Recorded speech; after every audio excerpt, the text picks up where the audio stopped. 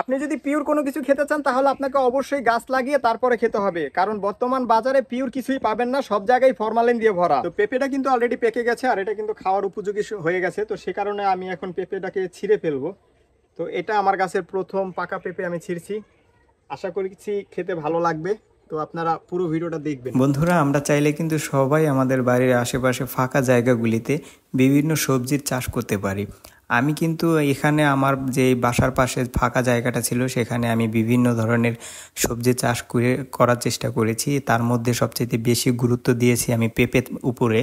আর পেঁপেটা যেহেতু ফল এবং সবজি হিসেবে খাওয়া যায়, সেক্ষেত্রে আমার পেঁপেটা খুব ভালো লাগে। আর পেঁপে দিয়ে তরকারি, পেঁপে ভাজি আমার সবসময় ভালো লাগে। আর সবসময় আমরা পেঁপেটাকে সবজি হিসাবে খেয়ে থাকি। তো এবার চিন্তা করলাম যে যেহেতু পেঁপে ফল হিসেবে খাওয়া হয়, তো একটা পেঁপেকে পাকিয়ে তারপরে খাবো। তো সেক্ষেত্রে এটা আমার গাছের প্রথম পেঁপে, যেটাকে পাকিয়েছি অনেক দিন যাবৎ। ভেবেছিলাম হয়তো কোনো পাখিতে খেয়ে ফেলতে পারে, তো আলহামদুলিল্লাহ কোনো পাখিতে খাইনি। এটা আমাদের রিজিকে আল্লাহ লিখে রেখেছেন, সেই ক্ষেত্রে আমরা নিজেরাই এটাকে ছিঁড়তে পেরেছি এবং আমরা এটাকে আজকে খাবো। তো দেখতেই পাচ্ছেন আমাদের পেঁপেটা কিন্তু কাটা হচ্ছে, আর কাটার পরেই আমরা খাবো। আর এটা কেমন হয়েছে অবশ্যই আপনাদেরকে জানাবো। তো আপনারা চাইলেও আপনাদের বাড়ির আশেপাশে ফাঁকা জায়গাগুলিতে এভাবে পেঁপে চাষ করতে পারেন।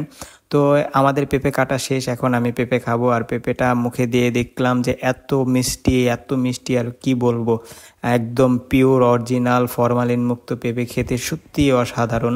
তো বন্ধুরা, ভালো লাগলে শেয়ার করে দিবেন আর ভালো থাকবেন।